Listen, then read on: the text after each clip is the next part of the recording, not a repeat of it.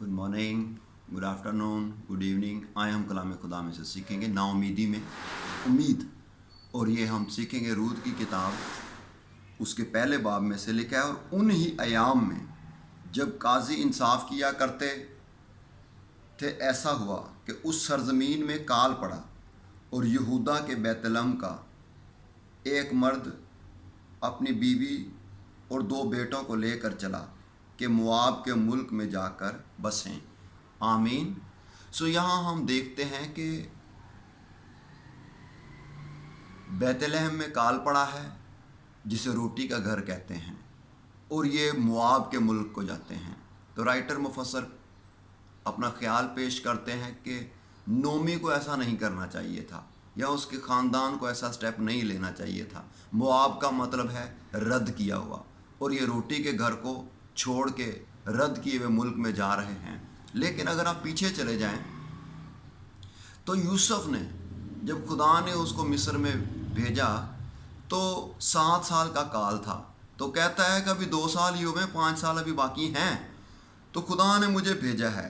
फिर और हिस्ट्री हम देखते हैं कि जहाँ काल पड़ा है खुदा खुद भेजता है। अलीशा की मार्फत खुदा कहता है शुनिमी औरत से जहाँ कहीं तू जा सकती है चले जा, और वो फ़िलिस्तीन में जाके बसती है।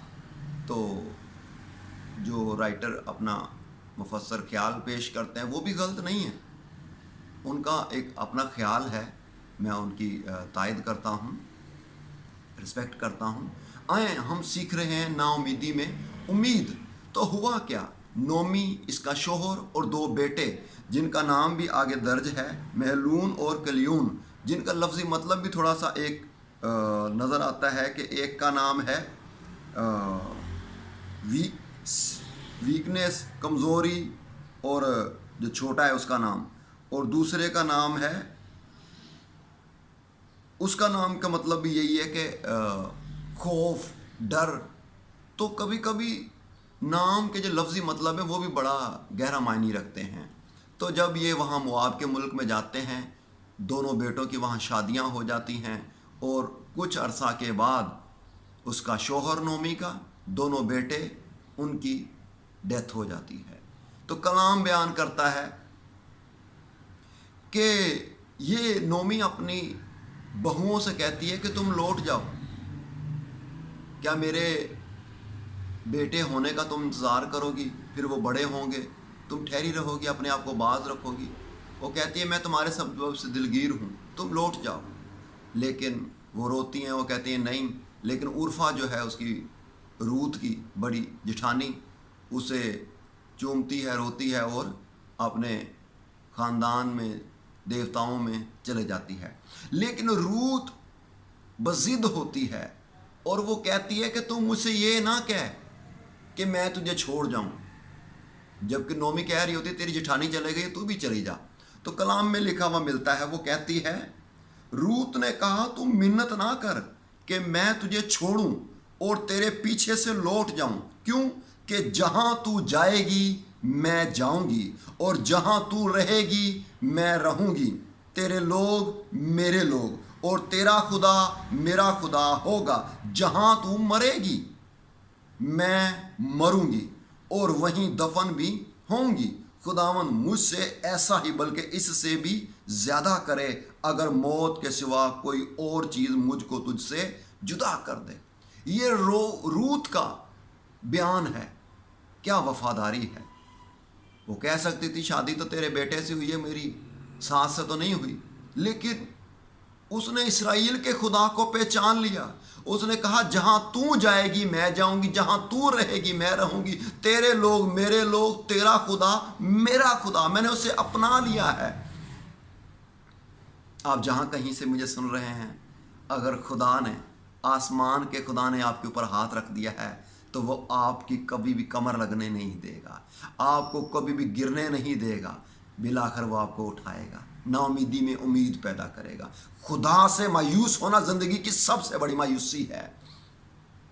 आए मज़ीद सीखते हैं, जब ये वापस आती है नोमी, तो लोग, इसका लफ्ज़ी मतलब है खुशगवार, नोमी का मतलब है। तो वो कहती है मुझे नोमी मत कहो, मुझे मार कहो, کیونکہ خداوند کا قادر مطلق کا ہاتھ میرے خلاف بڑھا ہوا ہے۔ کافی مرتبہ خدا ہمیں یہ الفاظ نہیں دیتا، یا خدا کے دل ذہن میں ہمارے لیے ایسا خیال نہیں ہوتا، ہم لوگوں نے خود ہی ایسا بنا لیا ہوتا ہے۔ تو کلام بیان کرتا ہے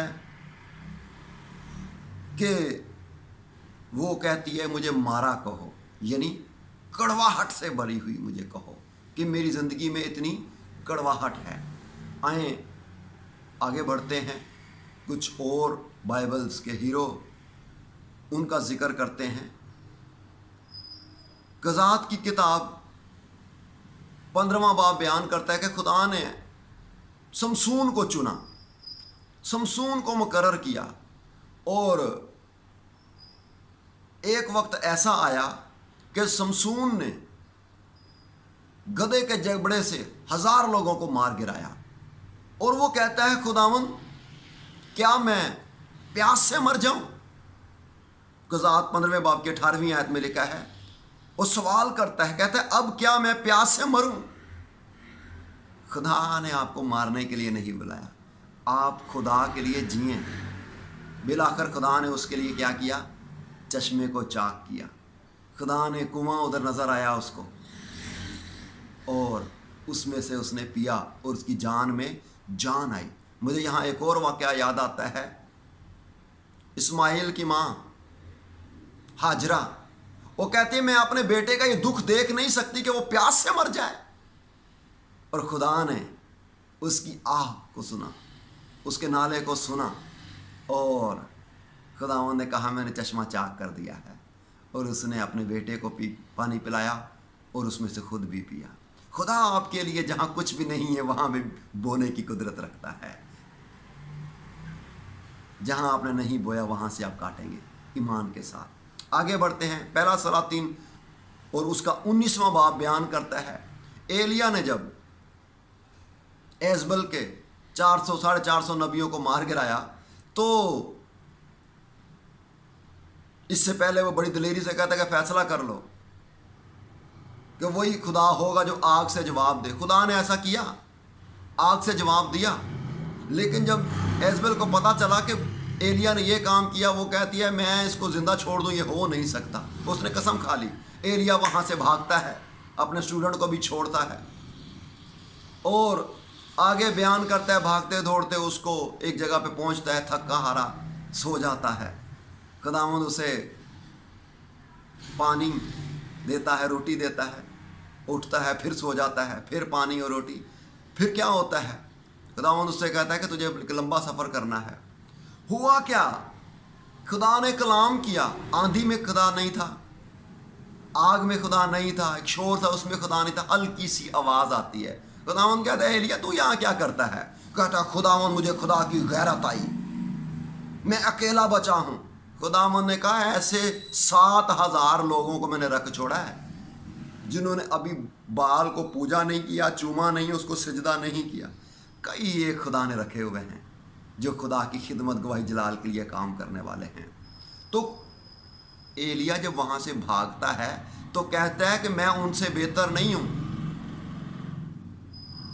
اور وہ بھی اپنے لیے موت مانگتا ہے کہ ابھی میں مر جاؤں گا۔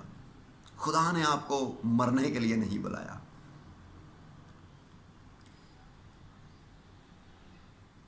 یہاں تک ایلیا کہتا ہے ایلیا نے اپنی موت مانگی اور خداوند میری جان کو لے لے۔ میں آپ کو بتانا چاہتا ہوں، یسایہ کی کتاب 30 اس کی 18ویں آیت میں لکھا ہے کہ خداوند انتظار کرتا ہے، اپنا ہاتھ بلند کرتا ہے ان کے لیے جو خدا کا انتظار کرتے ہیں۔ خدا نے تو آلریڈی اپنا ہاتھ بڑھایا ہوا ہے، میں اور آپ اس کے ہاتھ کے یہاں وہاں چلے جاتے ہیں۔ ایک ہی آیت میں 2 مرتبہ انتظار ہے کہ خدا اسٹل ویٹ کرتا ہے کہ ابھی میرا بیٹا، ابھی میری بیٹی جو نا امید ہو گئی ہے میرے ہاتھ کے سائے تلے آ جائے، لیکن ہم یہاں وہاں گھومتے ہیں۔ آئیں یہاں انتظار کر رہا ہے آپ کا مالک۔ آگے بڑھتے ہیں، یسایہ کی کتاب 64واں باب اس کی پہلی آیت سے یوں بیان ملتا ہے، جب ہم پریشان دکھ مصیبت میں ہو جاتے ہیں تو ہم کہتے ہیں کاش خدا آسمان کو پھاڑے اور اتر آئے، अगली आयत बयान करती है कि हम मुंतजर ही ना थे जब खुदा उतर आया। हमारी दुआएं ये होती हैं, खुदा आसमान को फाड़े उतर आए, उसकी हजूरी में पहाड़ लर्जिश खाएं। अरे खुदा उतर आया जब हम मुंतजर ही ना थे, जब हम दुआएं जो की हुई हैं वो भूल गए थे, लेकिन खुदा इंतज़ार करने वालों के लिए ज़रूर कुछ करता है। आए वापस इस तरफ बढ़ते हैं कि कभी कभी मसीह के पैरोकार जो है वो भी दुख में परेशानी में आ गए। हुआ क्या? हुआ ये कि पतरस कहता है चलो मछली के शिकार को। यूहन्ना की अंजील 21वां बाब जरूर पढ़िएगा। बाकी दो साथी कहते हैं तू जाता है तो फिर हम भी जाते हैं। और उन्होंने क्या किया? मछली पकड़ने के लिए जाल डाला, सारी रात कुछ ना आया। और मसीह यीशु सुबह सवेरे यूहन्ना ने पहचान लिया। उसने जब आवाज़ दी कि कश्ती के दाहिनी तरफ जाल डालो, आज भी मेरे बेटे, मेरी बेटी, मेरी बहन, मेरे भाई, बुजुर्ग, जहाँ से खुदा ने तुझे बुलाया था वहीं से फिर तुझे बुला रहा है। तेरी खिदमत का आगाज़ कहाँ से हुआ था? क्या तेरी ज़िंदगी में मिरेकल हुआ था? क्या मौजज़ा करके खुदा ने तुझे बुलाया था? आज वक्त है कि तू फिर वापस लौटा। नाउमीदी में खुदा उम्मीद पैदा करता है। यूहन्ना ने कहा ये तो मालिक है, ये तो आका है, ये तो खुदावंद यीशु उस्ताद है। पतरस ने जंप किया और मसीह के पास चला गया। उसने 3 मरतबा इनकार किया। 3 मरतबा खुदावंद ने कहा क्या तुम मुझसे प्यार करता है? आज आपसे सवाल करता है वो, क्या तुम मेरे बेटे, मेरी बेटी मुझसे मोहब्बत करता है? पतरस की तरह तेरा जवाब हो, खुदावंद तू तो जानता ही है कि मैं तुझे अजीज़ रखता हूँ। एक एग्जाम्पल के साथ मैं इसको क्लोज करूँगा। बांस की फसल एक किसान ने लगाई। पहला साल गुजर गया, 365 दिन गुजर गए, पानी भी दे रहा है, खाद भी दे रहा है, लेकिन कोई हासिल नहीं हुआ। दूसरा साल, तीसरा साल, लेकिन वो बेदिल नहीं हुआ, वो नाउमीद नहीं हुआ। वो फिर भी रूटीन के साथ सर्दी गर्मी में जाता, पानी देता। बेलाखर उसे क्या हुआ? हल्की सी एक नजर, कोम्पल नजर आई। उसने अपने खानदान रिश्तेदारों को बुलाया और एक बड़ी ज़ियाफत की, खुशी की।